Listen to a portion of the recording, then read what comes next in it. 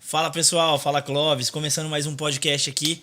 E hoje aqui estamos com essas duas feras aqui, professor Euler e Léo Molina, certo? Estamos com essas duas feras aqui. O professor vai falar um pouco sobre ele que é candidato a deputado federal, Isso certo? Léo Molina está se encaminhando agora também aí a deputado estadual. O moleque tá na jornada aí, tá correndo para um lado, para o outro aí, tá na correria junto com o professor. E gostaria que o professor se apresentasse e falasse um pouco sobre ele. Bom, primeiro, Johnny, agradecer o convite aí para estar no Diálogo.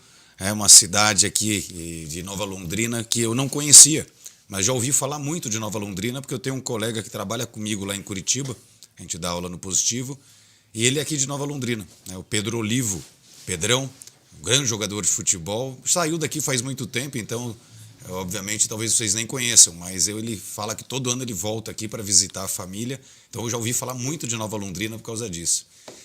Bom, eu sou professor, há 30 anos sou professor de física, sou nascido em São Paulo, comecei minha carreira como professor lá e depois acabei indo para Curitiba, né, contratado pelo Curso Positivo, que é um curso bastante grande, né, com sedes aí, escolas conveniadas no Brasil inteiro. E desde então estou há 27 anos em Curitiba trabalhando aí com os alunos que fazem o cursinho para entrada no vestibular.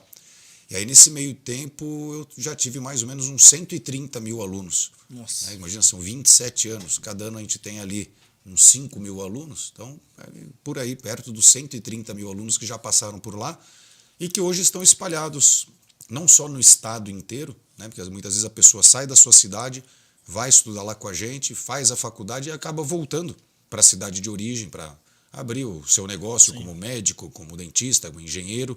Alguns ficam em Curitiba mesmo, outros são de Santa Catarina, tem muita gente que vem também de Rondônia, né? Então tem aluno nosso espalhado no Brasil inteiro, mas a grande parte concentrada obviamente no Paraná. E sim, só contando muito rapidamente. Tranquilo. A minha história. Fica à vontade. Eu no ensino médio, eu fui aluno, né, a gente chama de cadete de uma academia militar, né, fiquei no Exército Brasileiro por 3 anos. Bacana. E depois disso, acabei não continuando a carreira, né, eu poderia continuar para sair oficial, né, das Agulhas Negras, mas acabei saindo porque surgiu lá em São Paulo um curso novo na Universidade de São Paulo que era Engenharia Mecatrônica. E aí eu fiquei louco, eu falei, puxa vida, engenharia mecatrônica, construir robô, era isso que eu tinha na... Eu falei, não, é isso que eu quero para minha vida. Novo? Aí, quantos anos? Eu tinha 17 anos na ocasião. Aí, ali é a época da curiosidade, a época de... Exatamente, e que você não sabe exatamente ainda né, o que você vai fazer da vida, mas aquilo me encantou. Então eu saí do Exército, fui fazer engenharia mecatrônica na USP, né? E enquanto eu fazia engenharia na USP, eu falei, pô, eu preciso ganhar um dinheirinho também para poder... Imagina, São Paulo muito grande, né? Eu morava a 33 quilômetros da faculdade. Não. Então imagina, pra você pegar o carro, botar gasolina e tudo mais, tem um custo, né? Fora o tempo que leva, mas tem um custo muito alto. Então eu falei, eu preciso trabalhar. Meu pai não tem como ficar me bancando nisso aí. E aí voltei ao cursinho que eu tinha feito, eu falei, o que eu sei fazer da vida? Eu sei explicar as matérias que eu tenho mais facilidade, que é matemática e física. E aí vi no cursinho ali se tinha vaga, daí fiz um testezinho, falei, não, tá aprovado, você vai virar professor assistente nosso aqui. Professor assistente não é aquele de sala de aula, é o professor que fica numa salinha esperando os alunos ali para tirar dúvidas. E aí fiquei 2 anos como professor assistente e aí me chamaram para ser professor titular, para assumir realmente sala de aula. Aí eu comecei como professor de matemática, daí já me mudaram para física. E dali para frente não parei mais de dar aula, né? Então eu já estou há 30 anos como professor, é a minha paixão, é o que eu gosto, o que eu sei fazer, né? Trabalhar com a educação, e não só em sala de aula, mas estudando também os problemas da educação, seja em nível municipal, nível estadual ou federal. Então é isso que eu tenho feito aí na minha vida. Bacana. Nas últimas 3 décadas. Né? Vocês nem têm isso de idade. Não. Eu tenho isso de sala de aula. O John acho que tem. Não, eu tenho 30 anos, mas... É o Léo. Professor, mas assim... Então, já teve vários cenários aí que, nesse tempo aí dando aula aí, que o senhor já encarou aí. Hoje, já não vai chegar em você, Léo. Hoje o senhor olhando assim, do tempo de aula, do tempo de escola ali, do pessoal, faculdade e tal... Você vê que tem uma evolução boa? Teve uma evolução boa ou falta muita coisa ainda para ajustar ali? Johnny, desde que eu sou criança, eu ouço as pessoas falarem, não, a educação do Brasil tem que melhorar. Desde que eu sou criança. E desde que você é criança também, e desde que o Léo é criança também. Então a vida inteira fala, não, a educação do Brasil está ruim, tem que melhorar, não sei o quê. E a verdade é que nesses... Eu estou com 48, então vamos pegar nesses últimos 40 anos que eu pude acompanhar, a gente não viu muita evolução. Lógico que alguns aspectos sempre melhoram, né? Hoje você tem a tecnologia sendo utilizada em algumas situações, coisa que é natural da evolução, mas os índices brasileiros de aprendizado são muito baixos. Quando você compara com outros países do mundo, a criança brasileira, o adolescente brasileiro, ele tem um nível baixíssimo de aprendizado. E a gente tem aqui, não só em cenário internacional, que é uma medida que eles fazem, que é um teste que é o chamado PISA, mas a gente tem também índices nacionais de averiguação ali desses resultados, que é o tal do IDEB, e que a gente vê que, principalmente matemática e língua portuguesa, que é o que é testado, a gente tem um grau muito baixo de aprendizado dos nossos alunos. O que significa dizer, como um colega meu gosta de falar sempre, aqui na educação do Brasil está tudo por fazer. Tudo por fazer. Né? Está tudo por fazer. E há 40 anos, pelo menos, que é o que eu acompanho, talvez por mais tempo ainda. Né? Sim. Agora, eu particularmente eu gosto de cenários desafiadores. Né? Você pega algo que está tudo por fazer, então, puxa, você tem muito trabalho e tem muita coisa para ser realizada. Então, eu particularmente me encanta essa ideia de tentar ajudar a melhorar a educação no Brasil. Top. E o Léo tá por aí agora, Léo. Léo, você que é um cara que vem batalhando aí, vem lutando, né? Tem um tempo aí para trás aí que você ganhou como vereador na cidade de Terra Rica e hoje tá com esse desafio novo aí, que é a candidatura aí. O que você tem a dizer para nós aí? O que você hoje sonha? Você que é um cara batalhador aí e é da casa aqui também. Muito bem, Johnny. Quero aqui cumprimentar o professor Euler e o pessoal que está acompanhando a gente aí. Muito obrigado pelo convite. Novamente estamos aqui para bater um papo no Diálogo, podcast que mais cresce aqui na nossa região. Tá crescendo, graças a Deus. Estão voando, hein? E, inclusive, até eu estive conversando com o pessoal da Expo Diamante. Vocês vão estar lá, né? Sim, vamos estar fazendo a cobertura lá. Isso é um negócio muito legal. E, Johnny, realmente eu estou entrando no maior desafio da minha vida, né? Eu já fui vereador lá em Terra Rica. Foi uma experiência muito bacana. Foi um grande desafio, mas agora, vendo que a nossa região precisa de um representante, principalmente o extremo noroeste. A gente aqui tem um apelido, o professor, nós somos chamados de Fundão do Paraná. E a evolução não chega aqui, praticamente, não chega, e quando chega a passos lentos. Então, no passado já tivemos representantes aqui do Fundão, o Acorce, o Troian, o próprio Arlindo Troian, que é daqui de Nova Londrina, já foi deputado estadual, inclusive acho que do MDB, né? Isso. Ele tinha uma parceria com o Frangão, tudo mais. E tá na hora de novo do extremo noroeste, que é conhecido como Fundão, e eu quero mudar esse termo, né?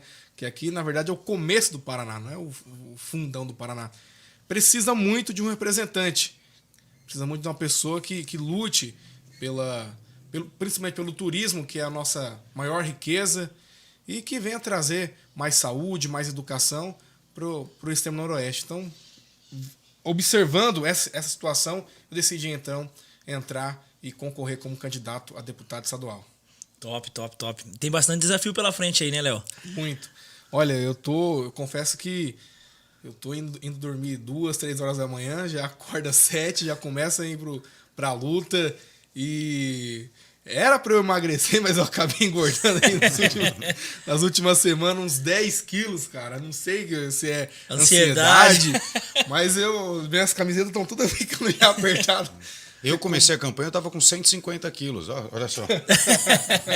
Ansiedade pura. É ansiedade, mas tô confiante, pois apesar da política ter aí, tem muita pessoa que não gosta de falar de política devido a muitos escândalos, mas tem muita gente interessada em mudança.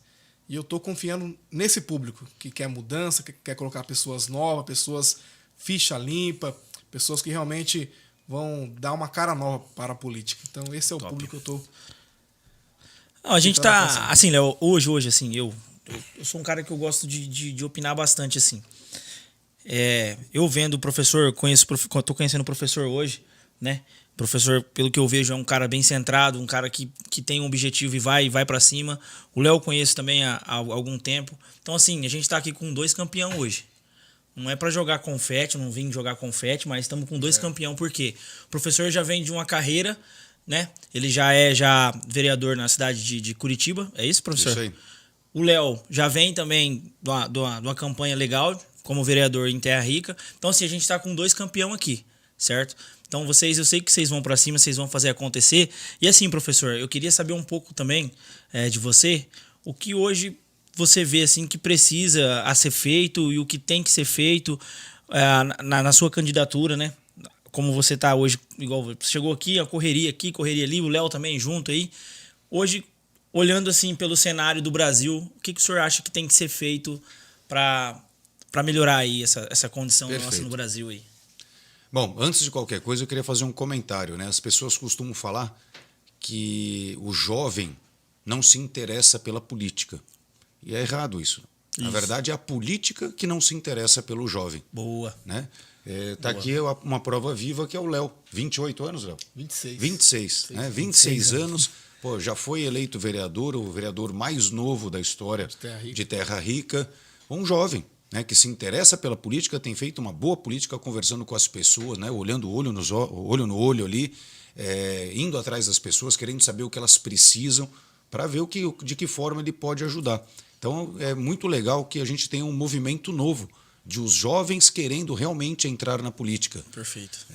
Há pouco tempo atrás o TSE fez uma campanha grande para o pessoal de 16, 17 anos fazer o título de eleitor. E 2 milhões de jovens no Brasil tiraram seu título agora, no último ano.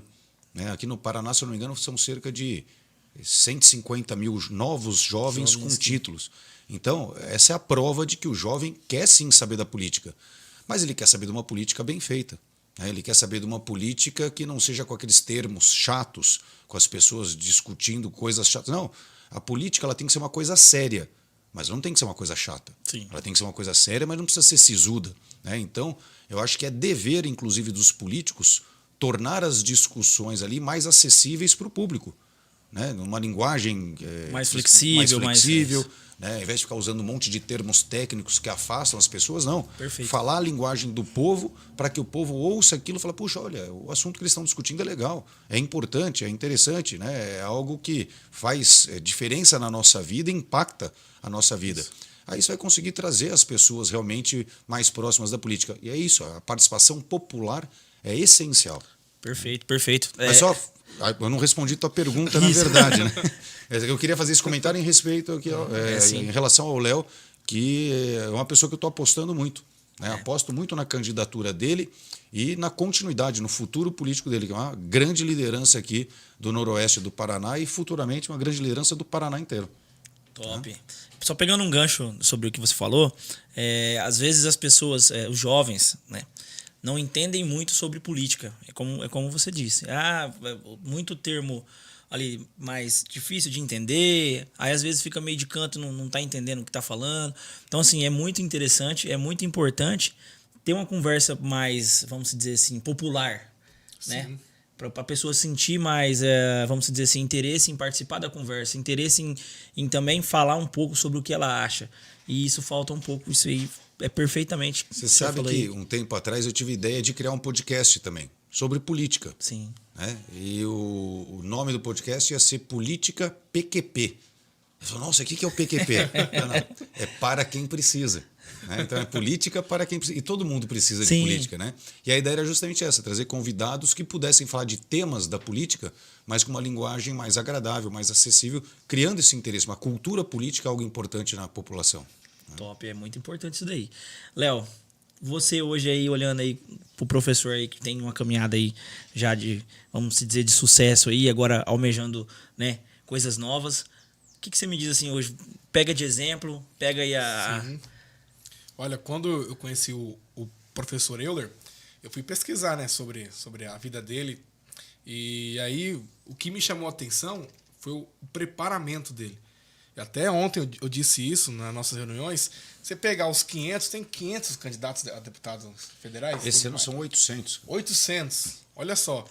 Subiu. E isso que eu vou dizer não é puxando o saco, não, ou querendo agradecer o professor, mas é realidade. Se pegar os 500 candidatos, 800 candidatos a deputados federais, e a gente fizer ali um top 10 dos candidatos mais bem preparados, candidatos que realmente têm boas propostas, que têm um perfil, uma carreira política digna, honrada, ficha limpa, pessoa que realmente está preparada para ser deputado federal, que é um cargo muito importante. O cargo são os deputados federais que criam as leis no nosso país. Então é um cargo muito importante. Então, se pegar esses 800 candidatos e fizer aí um top 10 desses candidatos, eu tenho certeza que o Euler vai estar aí entre os 10 ou até mesmo entre os 5 candidatos. Pois é professor, um ótimo professor, pessoa que até você pode falar sobre aquele trabalho que você fez em Curitiba, pegando as leis, você conseguiu enxugar as leis de Curitiba. Ele estudou todas as leis de Curitiba, desde a primeira lei até a última lei criada em Curitiba, e fez um estudo, levantamento, e conseguiu enxugar essas leis. Então, é uma pessoa muito bem preparada. Então, para você que está na dúvida aí para votar em um candidato a deputado federal, e tem aquelas pessoas que são criteriosas, né? Tem aquelas pessoas que pesquisam, que não vão lá só porque o cara é bonito, ou o cara é feio, ou o cara é famoso. Tem pessoas que realmente votam na pessoa pesquisando ali. Então, se você entrar no perfil do Euler, tenho certeza que você vai votar nele. Eu acho que, opinião assim minha, eu acho que hoje assim, no Brasil, como um todo, eu acho que as pessoas estão bem mais assim agora, né? Estão bem mais pesquisando, procurando saber um pouco mais. E eu acho que mudou bastante coisa. O que o senhor acha? Tu acha que mudou bastante? Eu acho que está ocorrendo essa mudança, né? Em virtude até da polarização que a gente tem hoje no Brasil, as pessoas passaram a se preocupar um pouco mais com a política, a tentar, não sei se exatamente entender, né, que tem gente que não está querendo entender nada, quer ter razão. Isso. Né? A pessoa quer ter razão e azar do que é o certo e o que é errado. Né? Mas as pessoas têm acompanhado mais a política. Vou dar um exemplo. Quem é que sabia, sei lá, 10, 20 anos atrás, nome de algum ministro do STF? Hoje as pessoas sabem, na ponta da língua, o nome de alguns, né? Se não de todos, mas de alguns ministros do STF. É uma coisa que tempos atrás era impensável. Então as pessoas, felizmente, elas têm pesquisado mais. Lógico, tem muita fake news, o que é um grande problema hoje, um problema muito sério que tem que ser combatido, né? Mas as pessoas têm se inteirado. E eu acho ótimo isso, né? É ótimo que as pessoas entrem, pesquisem, porque há uma ideia que paira no ar que é a seguinte: todo político é igual. Isso é mentira. Isso é mentira. Nem todo médico é igual, nem todo advogado é igual, nem todo jogador de futebol é igual e nem todo político é igual. É impossível. Existem políticos bons e existem políticos ruins, né? E as pessoas têm que saber diferenciar isso. E para diferenciar é a pesquisa. A rede social ajuda muito, né? Tem que saber filtrar, obviamente, as informações para não pegar a informação errada. E sabe quem é que espalha por aí que todos os políticos são iguais? Quem? Justamente o mal político. O mal É lógico. Perfeito. É só ele que se beneficia disso. Sim. A hora que ele espalha, não, político é tudo igual, aí ele tem chance de concorrer. Porque a partir do momento que as pessoas souberem que não, existe político bom e político ruim, o ruim não compete nunca mais. O ruim perde seu espaço. Então, esse político ruim é o cara que espalha por aí a notícia, não, político é tudo igual, é tudo uma porcaria. Aí a pessoa fala, bom, já que é tudo uma porcaria, tanto faz votar nesse que é ruim mesmo ou no outro. Aí ele tem chance de continuar no poder. Então as pessoas precisam parar de falar por aí que político é tudo igual, porque realmente não é. Vejo que o professor é uma pessoa muito sábia. O que o senhor me diz hoje sobre o voto nulo? Assim, dá um feedback para as pessoas, para elas entenderem que o voto nulo hoje não é vantajoso, né? Vamos dizer assim. Tem muita gente que fala, não vou votar, eu vou votar nulo. Vou votar em branco, vou votar... Eu vou dar uma opinião a respeito do que eu acho, como funciona a eleição. Primeiro turno, você vota naquela pessoa que realmente você quer. Mas vamos pensar em eleição presidencial, mas só tem 2 candidatos que têm chance. Não é verdade. São 2 candidatos que aparecem na frente nas pesquisas. Isso. Se as pessoas resolverem votar num terceiro candidato, ele passa a ter chance também. Né? Então, eu acho assim, primeiro turno, mas eu acho que só esse ou esse pode ganhar, então vou votar num dos dois, como as pessoas falam por aí, para não perder meu voto. Não, primeiro turno você vota em quem realmente você quer. Independentemente desses dois terem mais chance, você tem que votar em quem você quer. Em quem você acha, quem você acha que é o seu melhor representante. Mas ele tem pouca chance. Se você votar, a chance dele já aumenta um pouquinho. E se o outro votar, aumenta mais um pouquinho. Né? Então, primeiro turno, você dá o seu voto naquele que realmente você gostaria de ver lá no segundo turno. Chegou no segundo turno, pode ter o candidato que você realmente queria, pode ser que não, tem outros dois candidatos ali. Aí é o momento de você votar contra quem você não quer. Então, esse aqui eu não quero de jeito nenhum, vota no outro. Né? Então, sempre vai ter, é impossível que na tua balança dois candidatos sempre estejam no mesmo nível de rejeição para você. Não, esse aqui eu rejeito, mesmo que você não goste de nenhum dos dois. Fala, esse aqui eu rejeito um pouco, esse aqui eu rejeito muito. Então, vota no que você rejeita pouco. Né? Então, eu, particularmente, não quer dizer que eu estou certo, não. Sim. De jeito nenhum, né? Não sou dono da razão.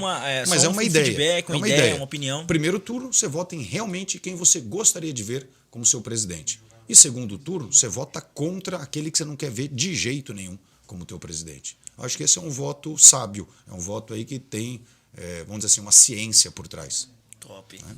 Ô, Léo, você fez uma campanha muito bacana em Terra Rica para ser vereador. Você ganhou estourado ali, né? Eu até lembro o dia que foi, como que foi. E assim, hoje você com mais, vamos dizer, bagagem assim, hoje você olha para Terra Rica, você acha assim hoje que você fez um trabalho, deixou um trabalho para trás bem feito ali, que tá satisfeito com o que você fez para trás, o que você tá almejando hoje mais à frente aí, né, que a gente já tá vendo aí já.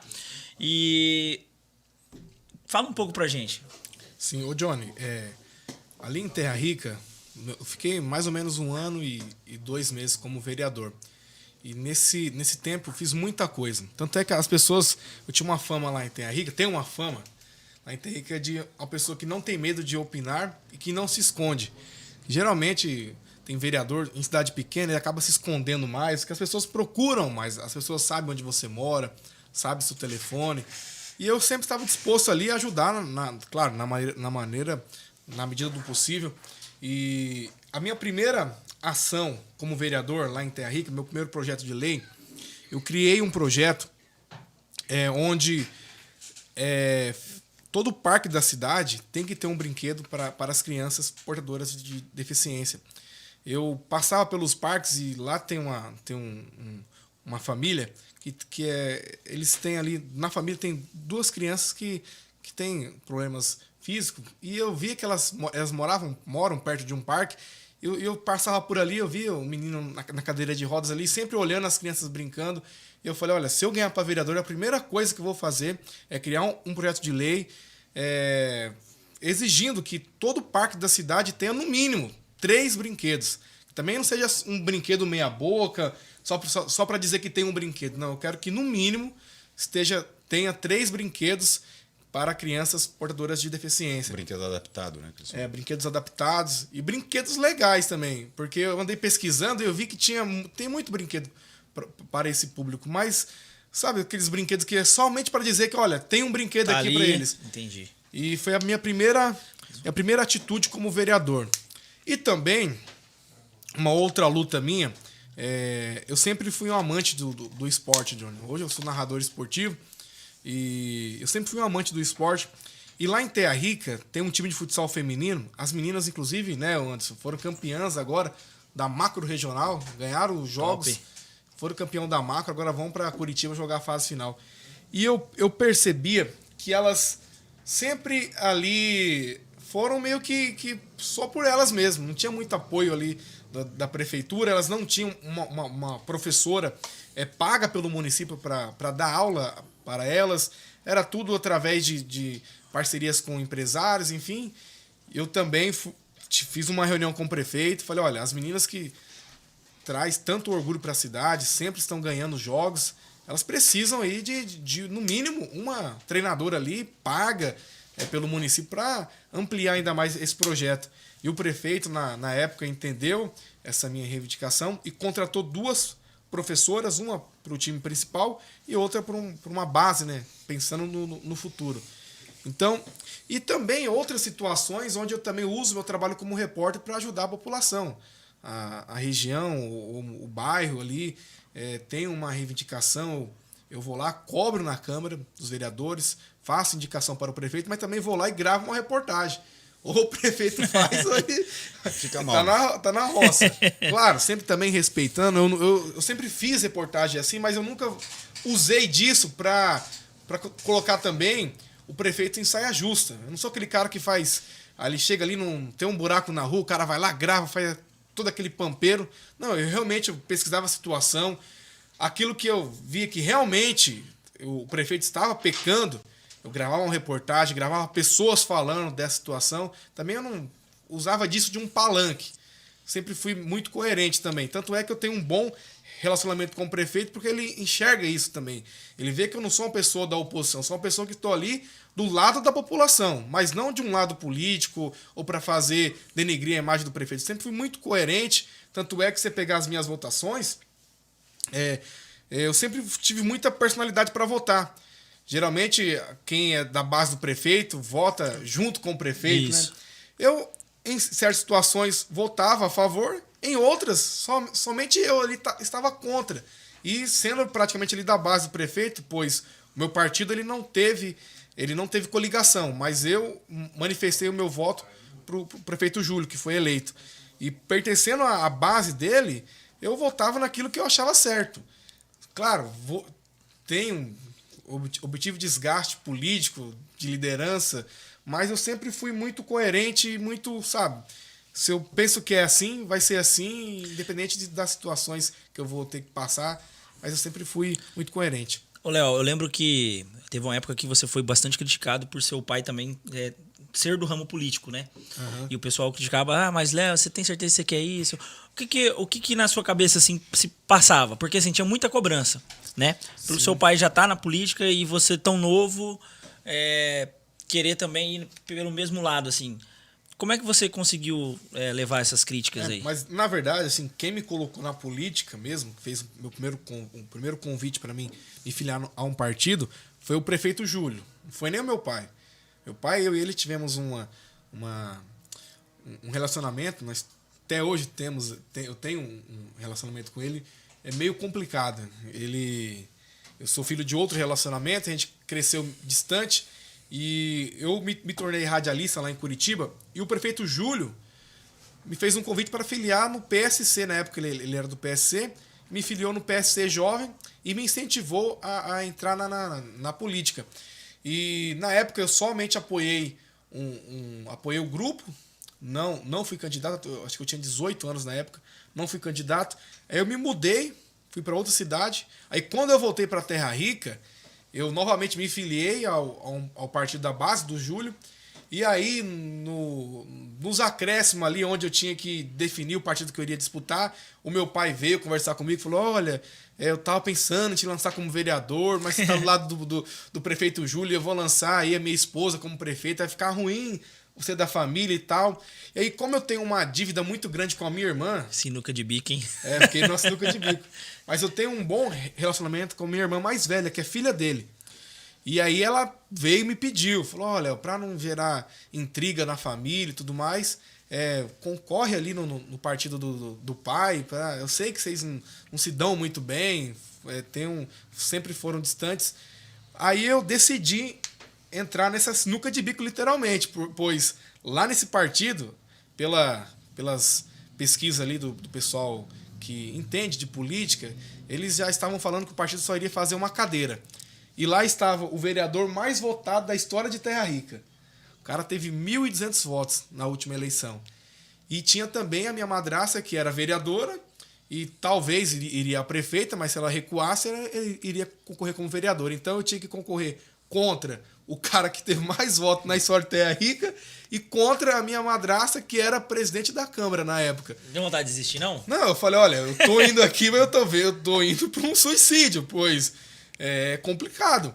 Mas aí, quando ela recuou, ela não foi a prefeita, ela foi bem sensata também, ela entendeu a minha situação e ela recuou. Ela não concorreu.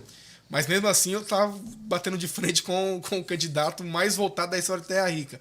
Mas no final fiz uma boa campanha, ele caiu muito, ele fez 190 votos, de 1.200 caiu para 190. Perdeu 1.000 votos. Perdeu 1.000 votos, mas todo mundo falava, Léo, o seu partido vai fazer uma cadeira e se ele perder 500 votos, ele tem 500 votos. E lá em Terra Rica, geralmente, o pessoal, os vereadores, eles se elegem com 500 votos, é a base ali. Então, vai ser difícil, mas graças a Deus eu consegui, me elegi e fui o vereador mais jovem da história de Terra Rica. Top, top. É novo, o moleque é novo. Achei que você tinha mais idade. Ô, Everaldinho, você consegue pôr aqui algumas pessoas que estão apoiando o professor, né? O pessoal tá bacana apoiando ele aí. Tem vídeo aqui também. Então, põe pra gente aqui, fazendo favor.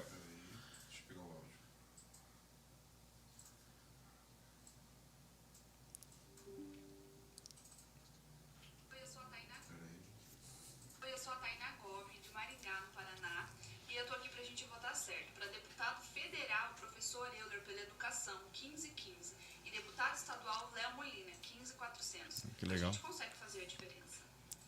E vamos fazer a diferença. Boa noite, pessoal. Tudo bem? Meu nome é Paulo Victor, sou radiologista, empresário na cidade de Curitiba. Quero aqui partilhar com vocês o meu voto e o meu apoio ao professor Euler, candidato a deputado federal, número 1515. A gente já vem acompanhando ele aqui na Câmara dos Vereadores, um excelente vereador, com certeza um dos melhores vereadores aí em exercício na cidade de Curitiba e que com certeza fará um trabalho igual ou melhor na Câmara dos Deputados, na Câmara Federal. Então, quero aqui partilhar com vocês e pedir o apoio a todos para esse grande homem e que será com certeza de grande valia para todos os brasileiros. Um grande abraço. Bom dia, meu nome é Patrícia, sou professora aposentada da Prefeitura Municipal de Curitiba. Estou aqui para declarar o meu voto no professor Euler 1515.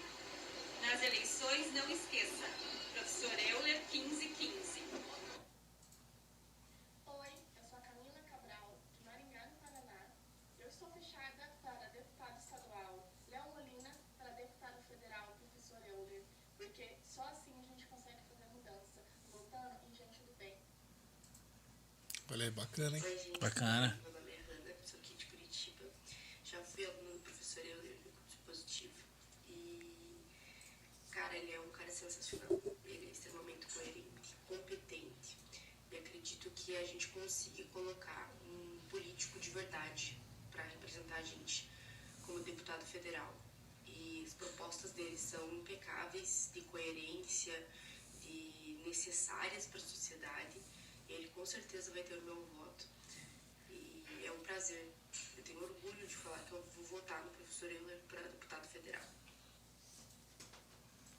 Eu, Otávio Almeida, Mas tem um pessoal, hein? pessoal do Airsoft, pessoal do futebol, estamos juntos com o professor Euler, deputado federal 1515.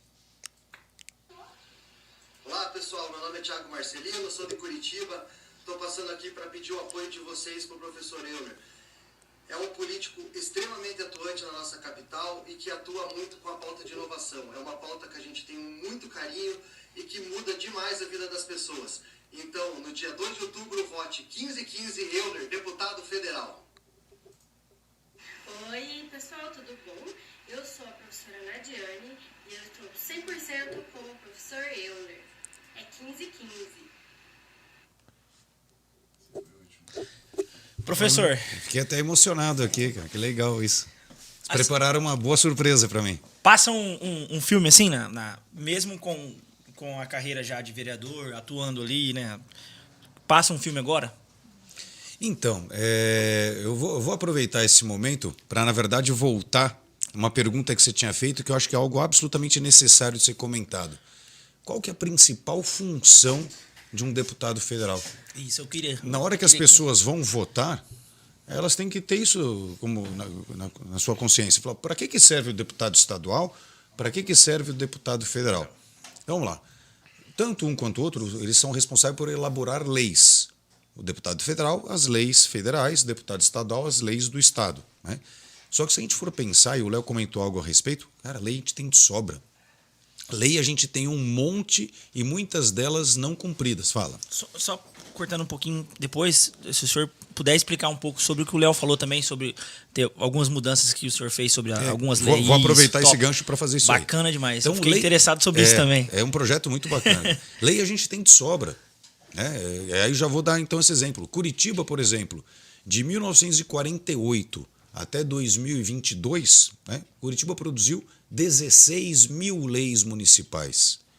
Se você tirar finais de semana, se você tirar os recessos, feriados, isso significa uma nova lei por dia, desde 1948 até hoje. Nossa. É como se todo dia surgisse uma nova lei na cidade. Aí vai, mas e daí? E daí que se existe a lei, você tem que cumprir. Né? Você não pode falar, eu não sabia que tinha essa lei, por isso que eu não cumpri. O direito não resguarda você nisso. Então, se existe a lei, você tem que cumprir. Agora, quem é que vai conseguir cumprir 16 mil leis? Quem é que vai conhecer todas elas para conseguir cumprir? Então, a gente tem uma quantidade absurda de leis e muitas delas já perderam sentido. Então, o que eu fiz? Eu peguei minha equipe, era um trabalho impossível de ser feito sozinho, peguei minha equipe, e mesmo em equipe foi muito difícil. Né? E nós passamos o mês de recesso, é como se fosse uma espécie de férias, mas não é. Né? Mas é o mês que você não tem a agenda parlamentar no plenário. Então, eu reuni a equipe e falei, pessoal, nós vamos pegar o janeiro e nós vamos ficar janeiro inteiro analisando todas as leis de Curitiba, uma por uma. Então, nós pegamos 16 mil leis. Geraldo. Nós pegamos as 16 mil leis e uma por uma a gente analisou.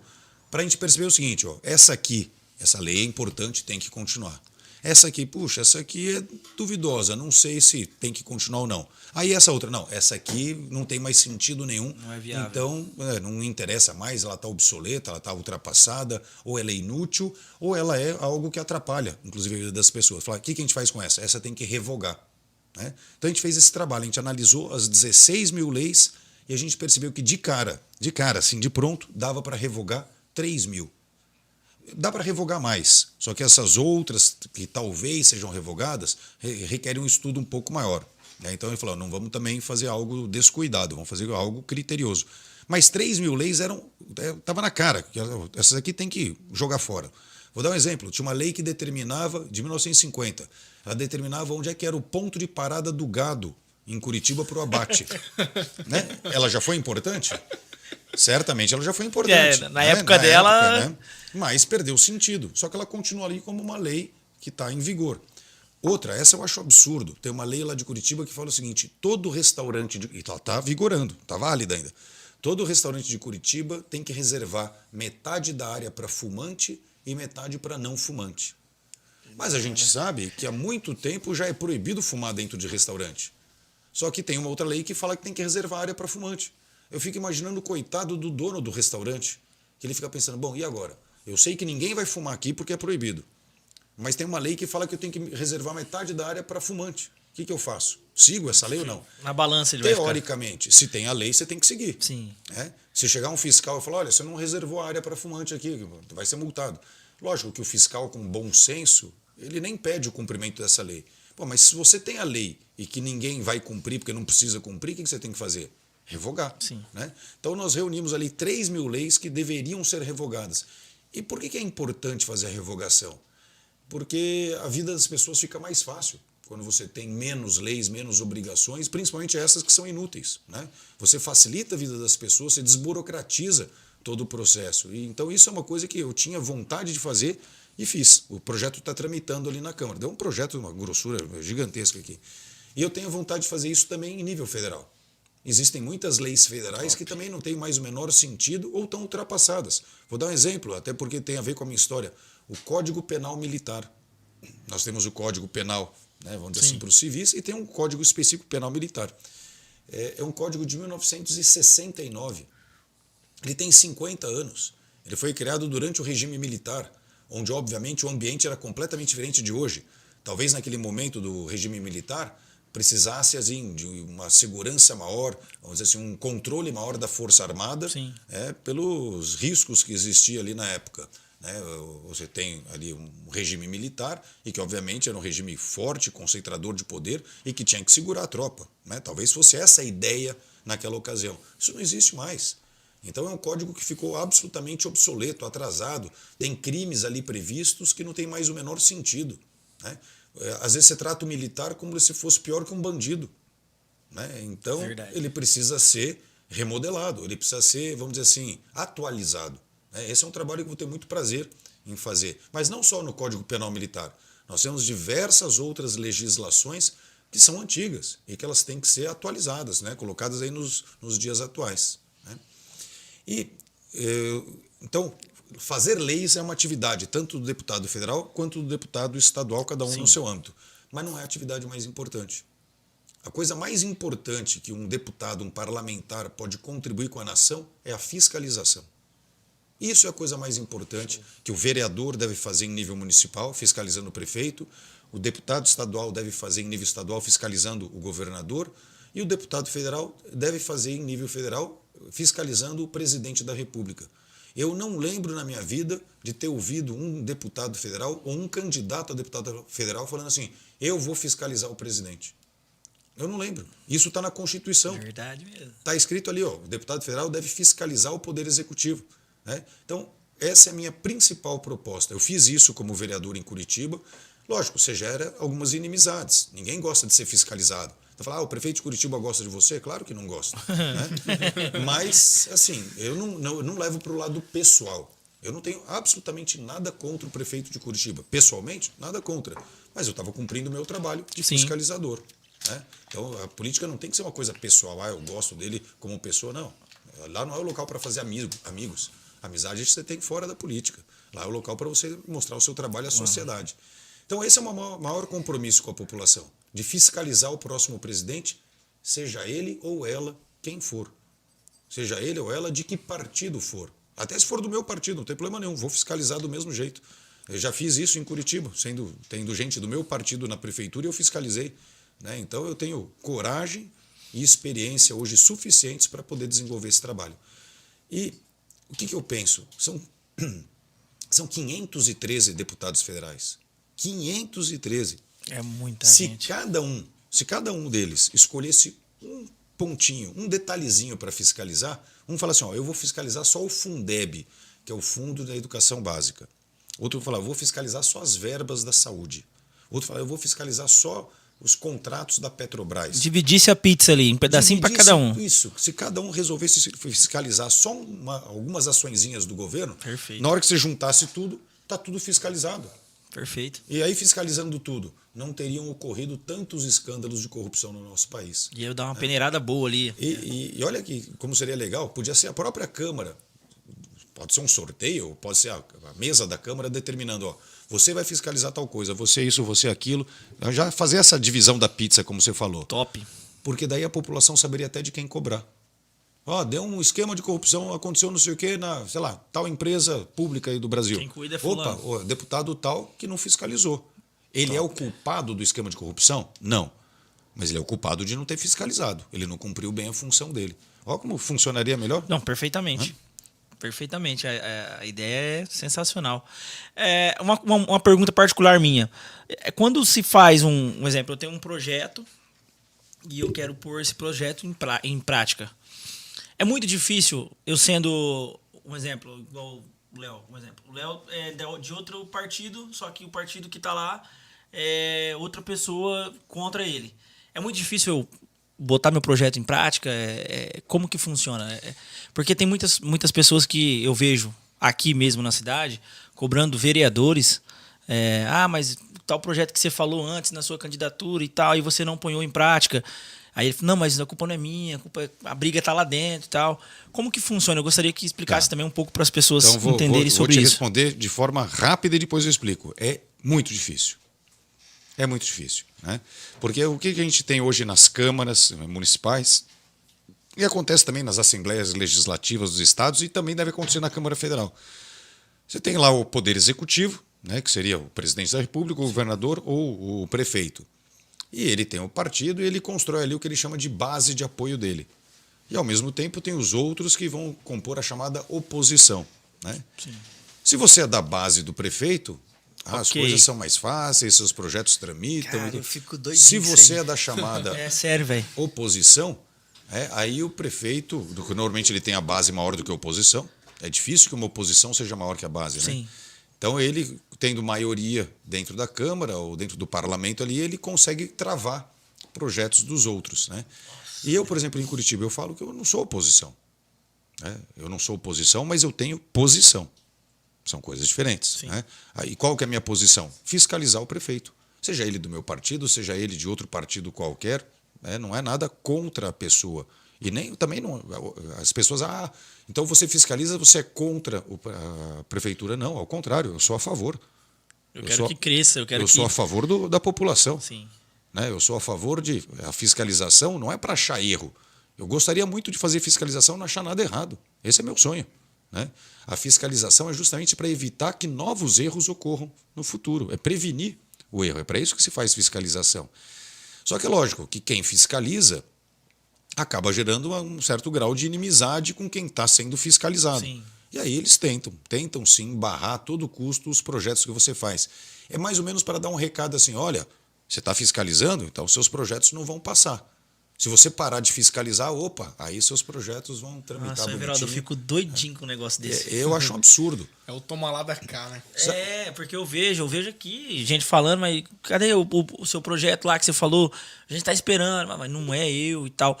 Será que não tem como mudar isso? Será que não tem como fazer alguma coisa, cara? Eu fico doidinho com isso aí. A única maneira de mudar isso seria que os políticos fossem não de oposição ou base, que eles fossem todos independentes. Tudo bem, é uma utopia achar que isso vai acontecer. Não vai. Às vezes é muito bom para o político, vamos dizer assim, pelas realizações que ele pode ter e tudo mais, ele pertencer à base do prefeito, por exemplo. Sendo da base do prefeito, ele consegue a obra no bairro dele, né? Ele consegue indicar uma pessoa ou outra, né, em alguns cargos. Então, lógico que isso atrai muitas pessoas para o entorno da prefeitura. Mas o ideal seriam políticos independentes. O que é o independente? O projeto é bom? Eu voto a favor. O projeto é ruim? Eu voto contra. Porque aquele cara que é da base e que vota sempre a favor, poxa vida, não precisa dele. Bota um robô. Bota um robô para votar a favor. O cara que Eu fico muito doido com esse negócio. O cara que é da oposição e sempre vota contra, também não precisa dele. Bota um robô que vota sempre contra. Então, o que é o coerente, como o Léo falou? Ele era da base do prefeito, mas quando o projeto era ruim, ele foi lá e votou contra. É isso que tem que fazer. Né?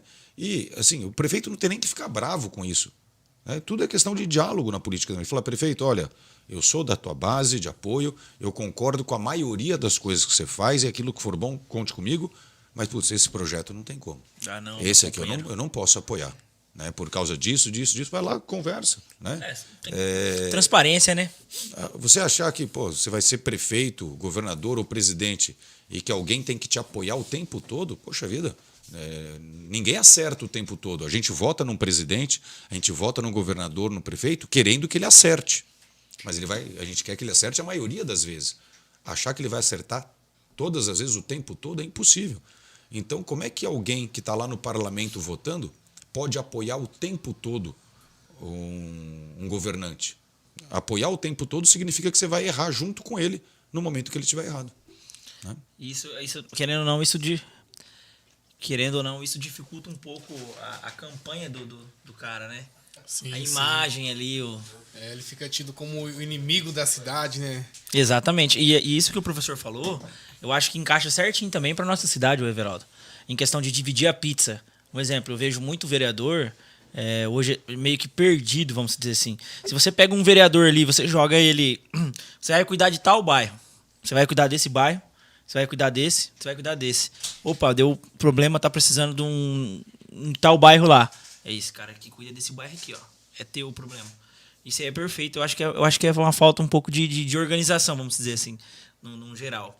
O professor, você está conciliando bem da aula ainda? Está dando aula? Como que está essa questão aí? Então, eu continuo dando aula, né? Eu já estou há 6 anos como vereador. E nesses 6 anos mantive as minhas aulas. Cara. Lógico que é muito trabalhoso, né? Correria. Por exemplo, segundas, terças e quartas de manhã nós temos as sessões da Câmara. Então, estou lá sempre presente.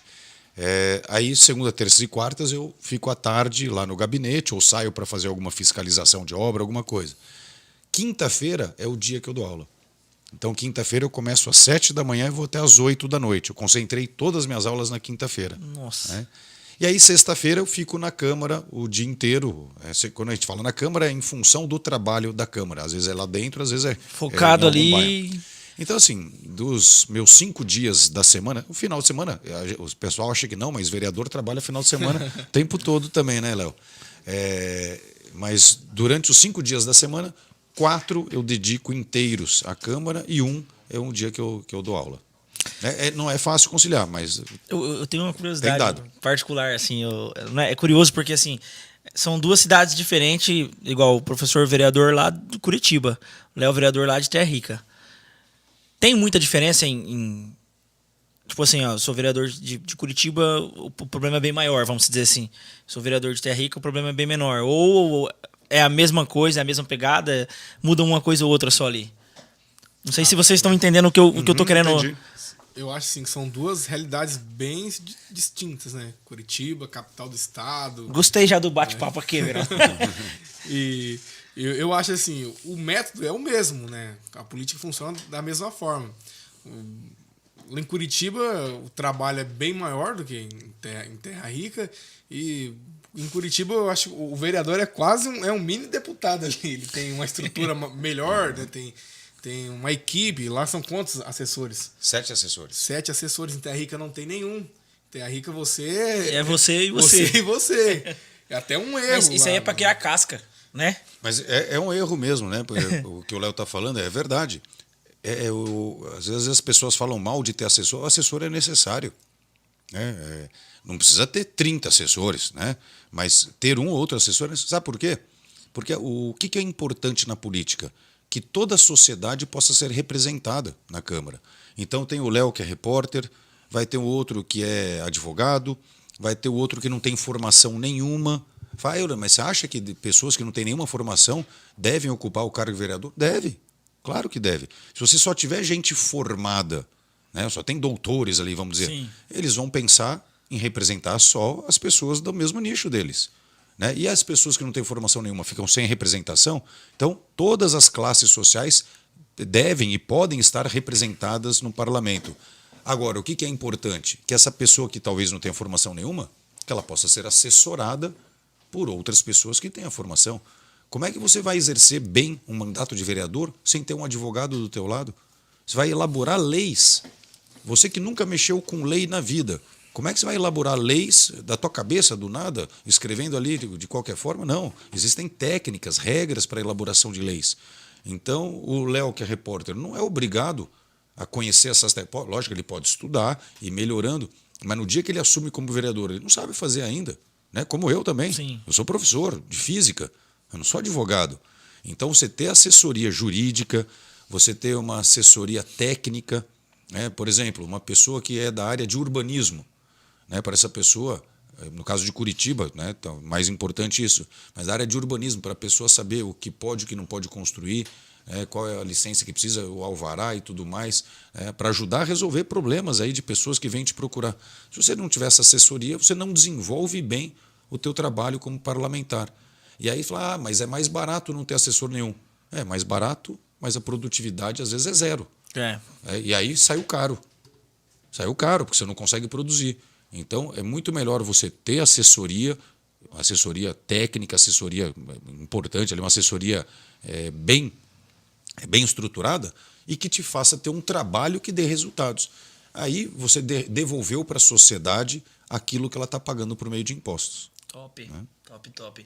Professor, pode ficar à vontade, Léo. Não, só ia pegar um gancho aqui. Na faculdade de Direito, um dia eu ouvi uma conversa. Foi convidado lá 2 professores, um inclusive é juiz hoje, e ele estava falando dessa questão de diferentes realidades. Ele falou assim que ele tem uma vida, sempre teve uma vida muito boa, classe alta, estudou em colégio particular, estudou se formou em Direito, estudou 2 anos, bancado pelo pai, e conseguiu aí se tornar juiz. E aí ele falou assim que teve uma situação que um preso saiu da cadeia e ele teve que pagar as custas processuais. E ele pegou e determinou que esse preso teria 2 meses para pagar as custas do processo. E aí ele viu que o rapaz não pagou. E aí ele chamou esse preso, né, ex-detento, e falou, olha, você não pagou ainda as custas. Ele falou assim, olha, o doutor, você cresceu numa sociedade, em uma realidade diferente da minha. Você acha que eu fiquei 4 anos preso, eu consegui 2 meses arrumar um emprego? E aí ele falou assim, cara, ali eu vi que às vezes a gente tem um preparo muito grande, mas a gente não consegue conciliar esse preparo com a realidade da situação. Então eu sou uma pessoa totalmente preparada, tive uma educação muito boa, mas eu não tive essa noção que um cara que ficou 4 anos preso, você acha que o cara iria conseguir arrumar emprego em 2 meses? Então, mas o professor falou, Ele falou, então tem que ter também um cara preparado, tem que ter o cara que realmente tem ali... O cara que é do povo também, que não... Então, é isso que o Euler falou, realmente é muito interessante. É a tal da democracia representativa. Né? Isso. E as pessoas falam muito, às vezes elas falam mal sem pensar a respeito disso. Elas falam, não, só gente com diploma, só gente formada. Eu, felizmente, eu tive a chance. Né? Eu fiz engenharia, fiz administração de empresas, eu tive a chance de me formar. Mas nem por isso eu acho que só pessoas que têm formação têm que ocupar esses cargos aí no parlamento. Né? E é por isso, outra coisa que as pessoas falam mal, poxa, tem um monte de deputado. Lógico, 513 é um número bem grande, mas justamente para buscar a representatividade. O número é grande para que você consiga ter pessoas representando todas as camadas da sociedade. Lógico. E aí, pessoal, eu tenho que falar, democracia custa caro. Democracia custa caro. O regime mais barato que existe é a ditadura. Basta uma pessoa lá mandando em todo mundo obedece e acabou. Né? Quando você quer democracia, você tem que colocar as coisas em votação no parlamento, né? E tudo isso obviamente acaba exigindo recursos. Mas então você acha que está bom o jeito que está? Não foi isso que eu falei. Eu acho que tem muita coisa para cortar. Tem muita coisa que em excesso, tem muita coisa que a gente tem que realmente administrar melhor. Mas se a gente quer um regime democrático, em que a população possa participar, e até me lembrar de falar algo aqui que é importante, isso obviamente exige que você faça um investimento nessa liberdade da sociedade. Né? Quer ver uma coisa que é importante que o Brasil não faz? Plebiscito, referendo. Né? Bom, é uma maneira de você ouvir a população a cada 4 anos nas eleições. Você pega um problema sério do Brasil, vou dar um exemplo. O foro privilegiado. Né? Hoje nós temos 55 mil pessoas no Brasil que, se elas cometerem um crime, alguma coisa, elas são julgadas num foro privilegiado. Né? E isso acaba, de certa forma, beneficiando essas pessoas. Existe um projeto de lei que está na Câmara Federal, já há uns 4 anos tramitando, para acabar com o foro privilegiado de 54 mil e tantas pessoas. Ficariam umas 10, aproximadamente, no Brasil inteiro, só com o foro privilegiado. Né? Esse projeto não anda. Então, eu apresentei uma proposta para um senador aqui do Paraná e ele encaminhou para Brasília. Ele ouviu e encaminhou. Falou, colocar esse projeto para um plebiscito. Colocar esse projeto para votação popular.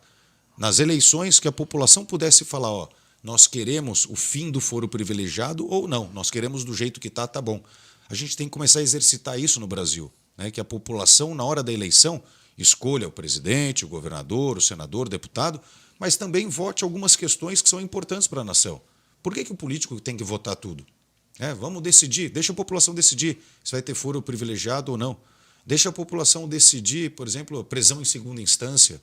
Deixa a população decidir temas que são de importância nacional e que está na boca do povo, que o pessoal está discutindo. Se o pessoal está discutindo, por que eles não podem, no dia da eleição, dar mais um votinho ali? Não teria nenhum custo extra. Você já está lá, votando. Perfeito. Você não tem que fazer novas eleições para isso. A linha de raciocínio perfeita. Professor, esses 30 anos aí de dando aula aí, tem alguma história engraçada aí ou não? 30 anos é tempo, hein, moço? Tem. E assim, é curioso que nossas turmas ali são turmas de cursinho. Então são turmas com 350 alunos. A gente dá aula com microfone e tudo, são 350. É um auditório grande, né? Dá para palestrar. Não é palestrante também, não, senhor? É tipo uma palestra ali, né? Eu vou contar uma... Tem um monte de história engraçada. Vou contar uma que eu gosto muito, né? E que nem aconteceu comigo. Mas o dia que me contaram, eu falei, putz, isso é muito bom. Um colega meu lá, ele conta que estava um dia ele e outro conversando, 2 colegas conversando, e eles estavam tentando lembrar o nome de um artista. Né? Putz, aquele artista que fez aquele filme Sonhos de Liberdade, cara, e não lembravam de jeito nenhum. Bom, era o tal do Morgan Freeman. Né? E eles não lembravam do nome do Morgan Freeman, não lembravam de jeito nenhum. Aí, putz, sabe quando vai dando aquele desespero que você não consegue lembrar? Aí eles falaram, bom, bateu o sinal, falaram, bom, vamos ter que dar aula. Então eles entraram, cada um na sua turma. Num que um deles estava entrando na turma, ele lembrou. Putz, Morgan Freeman, lembrei do nome. Aí ele pegou, anotou num papelzinho, Morgan Freeman, entregou para o inspetor e falou, o professor entrou na sala ali, entrega para ele. Ele vai entender, né? Aí o outro professor entrou na sala, o inspetor foi atrás, entregou para ele, ele olhou para a turma, Morgan Freeman? Algum aluno Morgan Freeman? O cara não ia lembrar nunca, se ele nem secou, depois de ler, se ele não sacou. Né? O cara entrou focado na aula. Ah, muito bom. Quantos alunos? 300, 100 e?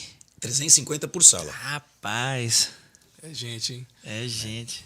É gente pra caramba. E sabe uma coisa que eu fico, de verdade, me assusta às vezes, né? A aula de cursinho é uma aula diferente, ela é movimentada, não vou falar que é melhor nem pior, mas é diferente, porque você tem que prender a atenção. Imagina, são 350. Se o pessoal começar a conversar, você perdeu a turma. Eu tava pensando isso aí agora na minha cabeça. Eu falei, rapaz, se começa um bochiche aqui. Então você tem que manter o pessoal preso e não uma atenção por poder. Seria muito fácil chegar lá, dar bronca e tentar manter a atenção pela força. Não funciona. Ninguém aprende num ambiente desagradável. Eu falo sempre para os alunos que o aprendizado depende de amor. É o amor do professor com o aluno e do aluno com o professor. Ou seja, tem que se gostar. Senão, se você tiver um ambiente ruim, não vai aprender nada. Então, você tem que ter uma aula ali, obviamente, dinâmica. E uma coisa que não é que me assusta, mas me intriga. Cara, eu estou dando aula lá de física, e eu sei que acontece com meus colegas também nas outras matérias, não estou falando de mim, não. Mas eu estou dando aula de física para um público de 16, 17 anos. Pô, eles têm o celular à disposição ali. Verdade. Né? E às vezes eu olho para a turma e eles estão todos prestando atenção e quietinhos. Cara, isso é uma coisa... gratificante demais também. Né? Você fala, eu consegui fazer esse pessoal parar um pouquinho da vida deles para prestar atenção numa aula de física. E eu sei que acontece com meus colegas também de matemática, de geografia, de história. Né? Mas assim, quando que o aluno presta atenção? Quando aquilo desperta interesse. Né? Então, não existe essa história, não, os alunos são tudo vagabundo. Mentira isso. O aluno ele precisa ser motivado. Né? A hora que ele tem motivação, a hora que ele enxerga que aquilo é legal física. Quando ela é explicada de uma maneira que você vê a utilidade, que você percebe que é interessante. É como é legal história, como é legal geografia. Agora, precisa ser ensinada de uma maneira que motive o aluno a querer aprender. Né? Tá explicado o guide de 30 anos aí, ó. A motivação, o jeito de explicar. Professor, já falando assim em educação, nosso Brasil hoje aí, numa visão geral aí hoje, nosso Brasil está faltando muita coisa a se consertar na parte de educação, na parte... como professor, né, professores agora para trás agora, tinha muito negócio de ajustar salário, isso, aquilo, outro. O senhor vê como hoje isso daí? Bom, primeiro você tocou num ponto essencial, que é a valorização do professor. Isso. Cara, não existe educação de qualidade sem professor de qualidade. Se você for hoje nas universidades perguntar quem quer ser professor, ninguém quer. Cara, ninguém quer ser professor. Pergunta para uma criancinha, pergunta para um jovem, o que você quer ser? Aí eu duvido que um responda, eu quero ser professor. O cara fala, eu quero ser médico, eu quero ser engenheiro, eu quero ser advogado, eu quero ser isso, quero ser aquilo. E ninguém fala que quer ser professor. Por quê? Porque ganha mal. Porque Verdade. Eles passam a vida inteira ouvindo, o professor é desvalorizado, o professor ganha mal.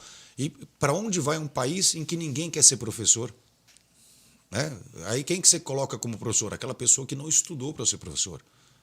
Acaba virando professor aquele que não tinha opção nenhuma. Exatamente. Entendeu? E aí você vai ter um professor de má qualidade, e tendo um professor de má qualidade, você vai ter, obviamente, uma formação de má qualidade, um aprendizado ruim para esses alunos. E aí o ciclo vira uma bola de neve que em algum momento tem que romper. Né? Então, como que você rompe isso? Valorizando a carreira dos professores. A hora que os professores forem valorizados, você vai conseguir reter talentos. Esse é um dos grandes segredos da educação. Você tem que reter os talentos na profissão do magistério. né? Aquelas pessoas que são boas realmente em ensinar, aquelas pessoas que gostam de ensinar, elas têm que querer continuar na profissão para elas poderem disseminar esse conhecimento delas a maior quantidade de tempo possível. 10, 20, 30 anos em sala de aula, ensinando gerações ali. Mas como é que você retém talento? Só tem um jeito, que é valorizando. Como é que uma indústria, como é que uma empresa consegue reter ali um ótimo profissional? Pagando bem. É isso. Se não pagar bem, a outra empresa vai lá e tira o cara. Né? Porque o cara é bom e é disputado no mercado. O professor tinha que ser assim também. Então, para você reter os talentos ensinando, você tem que valorizar esses talentos. Esse é o primeiro passo. Que aí você vai ter professores de qualidade e, consequentemente, um aprendizado, um ensino de qualidade ali. E, obviamente, tem uma série de mudanças para serem feitas. Vou dar um exemplo. Né? É uma coisa que parece absolutamente simples, mas as pessoas não pensam em fazer. Como é que funciona a prova em qualquer escola do Brasil? E aí, quando eu falo qualquer, praticamente todas, tanto particular quanto pública. O professor dá aula, passa um mês, ele vai lá e ele aplica a prova para o aluno. Isso. Né? É errado? Não é errado, mas eu acho que tem um método melhor. O que acontece? Quando o professor ele aplica a prova da matéria que ele mesmo deu, ele pode, às vezes, usar essa prova para duas coisas. Primeiro, ele pode usar a prova para penalizar os alunos. Falar, vocês bagunçaram? Né? Quantas vezes vocês já ouviram isso? Vocês vão ver na prova. Viram isso? Então, o professor pode usar a prova como instrumento de poder, né? Que é errado. A prova não é para isso. A prova é para avaliar o aprendizado do aluno. Mas, muitas vezes, o professor fala, vocês vão ver, então, na prova. E aí ele vai lá e ferra todo mundo. É verdade mesmo. Outra coisa, às vezes o contrário. O professor fala, sabe um negócio? Eu vou fazer uma prova bem facinha aqui. Todos os alunos vão bem. A diretoria vai olhar e falar, nossa, esse professor deve ser bom. Todo mundo foi bem na matéria dele. Os dois casos são errados. Você não pode usar a prova para penalizar o aluno, mas você também não pode usar a prova para todo mundo ir bem e parecer que você é um ótimo professor.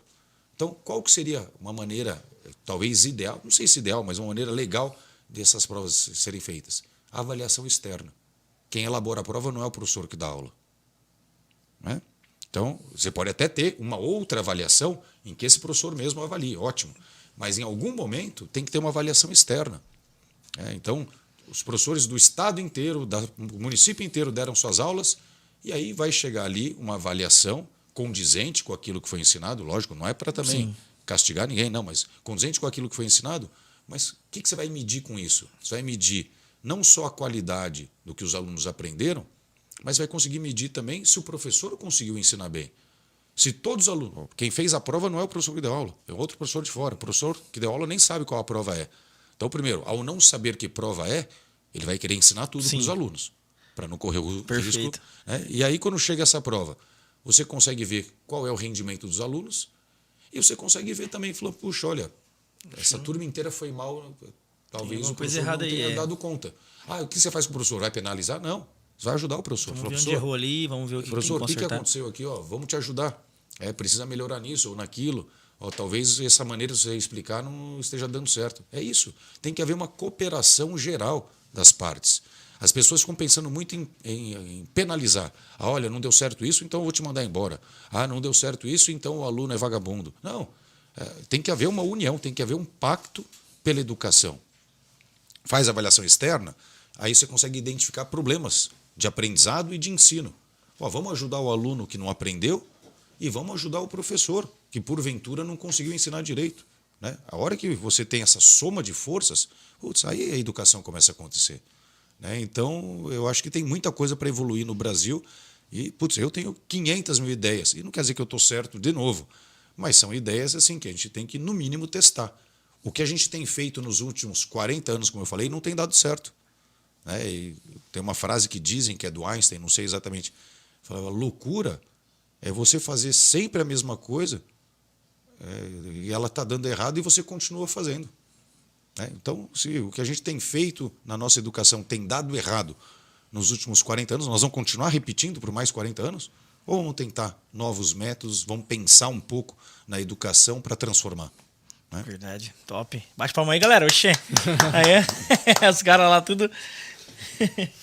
Mas é isso aí, professor. Perfeito. A linha de raciocínio dele é perfeita. Eu acho que o Brasil também hoje falta muito nas escolas públicas, principalmente, falta um pouco de educação financeira. Também. Verdade. Empreendedorismo. Isso, no Brasil hoje não. Você pegar hoje aí é igual o professor falou. É tudo lá de trás, e muda uma coisinha ou outra e vem na mesma linha de raciocínio. Decoreba, né? Então. A gente não aprende, a gente decora. Aí vai lá, faz a prova e fica por isso. E pronto.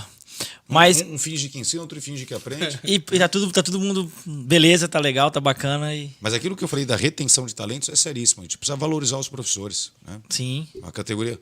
Eu não sei se é verdade ou não, né? Mas dizem também, sabe essas coisas que aparecem na internet? Sendo verdade ou não, é perfeito. Chegaram um dia para Angela Merkel, né? Que era a primeira lá da Alemanha. Então alguém chegou para ela, sei lá, os advogados, falaram assim, advogados ou engenheiros, falou, a gente precisa de aumento de salário, porque os professores estão ganhando muito em comparação com a gente. Não. Ela falou, como é que eu posso pagar mais para vocês do que para os professores, se foram os professores que te ensinaram?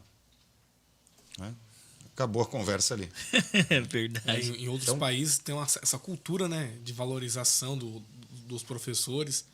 Agora, no Brasil, infelizmente... Cara, tem um amigo meu que aconteceu um negócio com ele esse tempo atrás aí. Ele é professor de matemática. Ele fez doutorado e tudo. E ele começou a dar aula. Só que daí, agora que ele engatou ali a terceira, a quarta marcha ali, tava engrenando o negócio, ele venceu o contrato dele. Cara, esse cara, ele chorava igual uma criancinha. E ele é novo, ele é bem novo. Então, assim, eu falei pra ele, cara, mas como que você faz... O professor vai saber explicar melhor que eu. Você vai lá, você faz a faculdade, estuda, vai, faz doutorado e faz tudo os negócios que tem que fazer para você chegar e depender de um simples contrato. Entendeu? Igual ele chegou ali, estava feliz no que estava fazendo, seu contrato venceu, só foi isso. Foi simples assim, venceu seu contrato, ano que vem você não precisa vir mais. Aí ele vai ter que fazer tudo de novo para assinar outro contrato, para continuar dando aula. É que deve ser, não sei qual é o caso, mas deve ser o tal do PSS, que é o processo simplificado, processo seletivo simplificado, que tem um prazo de validade. E que, assim, para você resolver problemas pontuais, né, estou precisando urgentemente de professor para... legal, contrata dessa forma. Mas não é o ideal. Porque acontece? O ideal na educação é que você construa vínculos. Né? Então, aquele aluno, ele está acostumado com aquele professor naquela matéria, você tem que criar esse vínculo entre o professor e o aluno. No meio do caminho você desfaz esse vínculo, aí entra outro. A metodologia não é a mesma, né? E isso acaba atrapalhando o aprendizado. Então, na educação, na saúde também, até na segurança, esses vínculos são importantes. Você chegar no postinho de saúde e ser atendido sempre pelo mesmo médico, faz toda a diferença. Né? Porque, obviamente, ele já conhece o teu histórico. Tudo bem que pode ter lá tudo anotadinho, mas é diferente. O cara que já te atendeu, já te conhece, trata aquela senhora pelo nome, tem um carinho especial, entendeu? Esses vínculos são importantes. As relações humanas não podem ser simplesmente assim, não, vai lá, é atendido. Não, o serviço público ele tem que ser mais humano. Né? O serviço público tem que tratar as pessoas com carinho, com atenção. Né? E na segurança é igual. Você tem lá o policial que está acostumado ali com o bairro. Ele conhece as pessoas pelo nome, cara, o nível de segurança cresce. Então, quando você tem esses contratos, que são contratos rápidos que expiram, e as pessoas são trocadas o tempo todo, lógico, isso diminui a qualidade de serviço público. Como é numa empresa privada. Você pega uma empresa que tem pessoas que trabalham lá um tempão. Putz, você não tem a dúvida que essa empresa funciona melhor do que aquela que tem alta rotatividade. Sim. Aquela empresa que troca de funcionário, troca. Você não cria um histórico lá dentro. Né? E, consequentemente, não criando esse histórico, você vai perdendo informações o tempo todo. E a qualidade diminui. Top. Léo, vamos falar agora, vamos deixar um recado pro pessoal aí. Queria que você falasse um pouco sobre você e sobre sua candidatura, sobre o que você pretende, pra gente encerrar, e depois, professor, pra gente deixar também aí um recado pro pessoal entender um pouco. Sim. Aquilo que eu venho falando, Johnny, nas minhas redes sociais, olhar bem no olho do eleitor. Aquilo que eu venho falando, Johnny, principalmente a nossa região precisa de um representante legítimo aqui do extremo noroeste que saiba das realidades. Pois eu tenho andado pelos municípios, eu vejo que as pessoas elas sofrem pela a nossa Santa Casa de Paranavaí, que atende toda a nossa região da Almupar. ali está concentrado toda a saúde da nossa região. Então, nós temos aqui 250 mil pessoas, habitantes nessa região. Então, todo mundo depende da Santa Casa. E há algum tempo, as coisas ali não estão bem, não estão boas, né? Melhor dizendo. Está realmente na UTI a nossa Santa Casa. Eu inclusive, tive acesso aí a alguns pedidos do pessoal de lá, que realmente eles pedem, fala, tá faltando gases, tá faltando coisas básicas, né? Então, e passa anos e anos e ninguém resolve essa situação.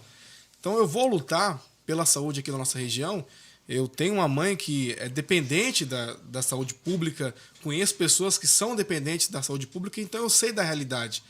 E por muitas das vezes as pessoas, tem políticos que não sabem da realidade das pessoas mais humildes e acabam, sabe, mandando aquilo que sobra para a nossa região. Então a nossa Santa Casa pede socorro e vai ser uma das minhas principais bandeiras, é lutar por mais recursos para a Santa Casa. Também vou lutar pelo Moopecan aqui na nossa região. Bacana. O Pecan, que é o Hospital do Câncer. E na nossa região tem muitas pessoas que sofrem, tem que ficar indo para Umuarama, Curitiba. A viagem é desgastante, é longe. Então nós precisamos aqui regionalizar a saúde na nossa região. Eu vou lutar por isso.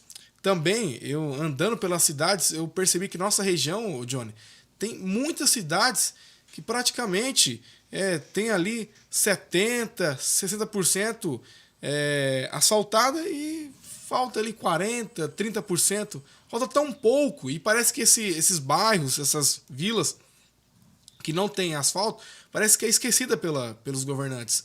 Eu conversei com várias pessoas, inclusive lá em Terra Rica tem o Shimada. O pessoal fala, parece que a gente não vota aqui, porque passa anos e anos e ninguém dá não atenção. Temos recap. Então eu vou indicar para o governo do estado um programa de recap em massa aqui na nossa região, para que esses problemas sejam resolvidos. Não importa se tem 10% da cidade que não tem asfalto, tem que ser concluído o 100%. Todo mundo merece ter, no mínimo, ali condições básicas para viver no seu bairro. E asfalto é muito importante. Claro que não é algo simples, depende de várias situações, mas vamos colocar em prática isso. Então essas são as minhas bandeiras. Vou lutar pela saúde da região Noroeste, vou lutar em prol dessa minha proposta do asfalto aqui da nossa região e também vou lutar por todo o estado. Claro, sou daqui da região Noroeste, mas eu vou estar a serviço do estado do Paraná. Vou lutar pela juventude. Nosso professor fala muito sobre educação e nós temos que investir na educação. A educação é a base de tudo. E investir de forma certa. Não, vou mandar mais uma lousa para os colégios, vou mandar mais isso. Não, tem que ter investimento realmente de uma forma assim, técnica, uma forma que realmente vá melhorar a educação. Não simplesmente melhorar a estrutura da escola. Porque pintar porta de escola, pintar parede de escola, isso não é investir na educação. Temos que trazer realmente melhorias técnicas que vão aí ajudar o povo paranaense. Então essas são as minhas bandeiras e eu conto com o seu voto. Léo Molina, 15400 para federal. Para federal, o cara que eu vou cobrar, né? O cara que vai estar lá em Brasília mandando um recurso mais robusto aqui para o Paraná vai ser o professor Euler. Professor, a palavra. Obrigado, Johnny, pelo convite. Primeiro de tudo, agradecer todo o pessoal aí que nos deu a honra da audiência. Eu quero fazer um comentário que eu acho importante e que vai ajudar a saúde, que o Léo Molina falou. E não só a saúde aqui do Noroeste, né, mas a saúde do Paraná inteiro e pode ajudar a saúde do Brasil inteiro. Eu tenho uma proposta que me parece uma proposta muito lógica e que às vezes até me espanta de não terem ainda apresentado algo nesse sentido. Existem pesquisas sérias, pesquisas aí realmente científicas a respeito, dizendo o seguinte: a cada R$1 que uma pessoa investe em atividade física, a pessoa vai gastar na academia, vai gastar com personal trainer. Então, a cada R$1 que ela investe na sua atividade física, o governo federal economiza R$3 em saúde pública. Então, se você gasta com a tua academia lá no mês R$100, vamos supor que seja a academia, se você gastar R$100 com a academia no mês, o governo economiza, naquele mesmo mês, R$300 em saúde pública. Por um motivo óbvio. Você vai ser mais saudável, você está cuidando do seu organismo, do seu corpo. Você sendo mais saudável, você obviamente vai precisar menos do postinho. Você vai menos, né, para procurar ali o hospital e tudo mais. Então, qual que é a minha proposta? Tudo que você gastar no ano com atividade física, que você possa depois ser restituído no seu chamado imposto de renda. Top. Né? Então, você chega lá no imposto de renda, no imposto de renda a gente já abate gastos com saúde, a gente já abate gastos com educação. Por que não abater também gastos com atividade física se é um tipo de saúde? Né? Ela não é a saúde curativa, ela é chamada saúde preventiva, que é muito melhor. Então, tudo que você gastar no ano com atividade física, você depois é restituído, é ressarcido pelo governo. E olha qual é a lógica. Cada R$1 que você gasta com atividade física, o governo economiza R$3. Se ele devolver esse R$1 para você, sobram R$2 para ele ainda. Então, você não gastou nada com atividade física, porque foi devolvido o dinheiro para você. Sim. Então, você fez academia de graça, vamos dizer assim, o ano inteiro. E com isso, o governo ainda economizou R$2 ali no SUS. Né? É bom para você, que teve seu dinheiro de volta. É bom para o governo, que economizou com esse gasto absurdo. Imagina, estou falando de R$2, mas imagina, soma R$1.000 que uma pessoa gastou no ano. Aí soma mais 1.000 do outro e 1.000 do outro. Na hora que você soma tudo isso aí, dá uma quantia fabulosa. Né? É bom para você, então, é bom para o governo, é bom para a pessoa que frequenta o SUS, porque vai ter menos fila. Né? Menos gente, a população mais saudável, menos gente vai procurar o sistema de saúde, aquele que realmente precisar vai conseguir ser atendido sem morrer na fila. Vai desafogar a fila também. Exatamente, vai desafogar. É bom para o comércio local. Imagina o cara que é dono da academia, imagina outro que tem uma loja de artefatos aí, de roupa, de tênis. Imagina aquele cara que se formou em educação física e que é personal. Né? Se você sabe que você vai ser ressarcido desse dinheiro depois, claro que você vai ter mais motivação para ir para a academia. Sim. Então, isso vai gerar um movimento lá na academia, o dono da academia vai ganhar dinheiro, o personal trainer vai ganhar dinheiro, a loja que vende equipamentos para esporte também vai ganhar dinheiro. Você movimenta também economia. É o tipo de projeto que é o ganha-ganha. Não tem ninguém que sai perdendo. Sim. Ganha a pessoa que pratica atividade física, ganha o governo, ganha o comércio local, ganha o SUS. Né? Então, essa é uma proposta que eu tenho 20 e tantas propostas que eu estou propondo. Mas essa é uma delas, que eu acho assim, é algo que me parece tão óbvio que me assusta o fato de ninguém ter proposto isso até agora. Top. Bom, então falando agora para o pessoal diretamente, eu gostaria muito que o pessoal pudesse me dar aí a honra de me conhecer um pouquinho mais. Então, quem quiser, entra lá no meu Instagram, ou, na verdade, eu tenho Instagram, Facebook, Twitter e até TikTok. Tá? É tudo mesmo, @professor Euler. Euler é E-U-L-E-R, não tem H, não tem 2 L's, então, professor Euler, simples ali. Entra lá, você vai ver as minhas ideias, minhas propostas, o que eu já fiz como vereador, e aí, analisando, que é sempre importante pesquisar mesmo, antes de dar o voto, analisando, se eu tiver aí o prazer de contar com o teu apoio, tua confiança, eu realmente vou ficar bastante satisfeito. Então, para deputado federal, eu sou o professor Euler e meu número é o 1515. Não dá para esquecer, né? 1515. E Léo Molina é um rapaz que eu confio muito, que eu tenho botado muita fé e que eu gostaria muito de ver eleito deputado estadual. E, falando para o pessoal aqui da região noroeste, se tudo der certo, eu eleito deputado federal e o Léo eleito deputado estadual, eu vou ter uma parceria com o Léo aqui de realmente destinar recursos para aquilo que ele me indicar. Não adianta você destinar recursos de qualquer jeito. Você tem que destinar com pessoas que conhecem a situação, que conhecem a realidade. E o Léo conhece a realidade aqui da região. Então ele fala, Euler, precisamos do hospital, ou precisamos aqui na educação, ou precisamos em tal área. Acho que essa parceria é importante, que ele direcione e fala, olha, onde é que a gente tem que realmente ajudar? Porque sabe como é que as emendas normalmente são distribuídas no Brasil? Infelizmente não são por critérios de necessidade, e sim por critérios políticos. O deputado fala assim, puxa vida, eu preciso do apoio daquele prefeito futuramente na eleição. Então eu vou destinar a emenda para o município dele para ele me apoiar. Não é assim que se faz, ou não é assim que deveria se fazer. Falar, ali precisa realmente do dinheiro? Em qual área? Então é nessa área que eu vou atacar. Mas, puxa, daí eu não vou ter tanto apoio político. Azar o apoio político. né? Você não entrou na política para ter mais apoio político e se perpetuar ali. Você entrou na política para servir as pessoas e não para ser servido, né? Então é um pouquinho do que eu penso, mas se quiserem conhecer um pouquinho mais, @professor Euler, deputado federal 1515, tá bom? Obrigado. Eu sou o Euler. Fala, eu sou mais Euler. Eu sou mais Euler, né? Top, slogan top. Galera, é isso aí. Mais um podcast aí com esses caras aqui fantástico aqui. Deu pra mim pessoalmente aprender bastante com o professor, com o Léo. O Léo já conheço já tem um tempo, mas o professor já me deu bastante feedback interessante sobre a política, sobre assuntos que eu mesmo tinha dúvida também, particular meu. Everaldinho tem certeza também que tirou algumas dúvidas ali. E é isso aí, gente. Estamos aqui com esses caras aqui. Mais um podcast. Muito obrigado pela audiência. Muito obrigado por estar com a gente aí.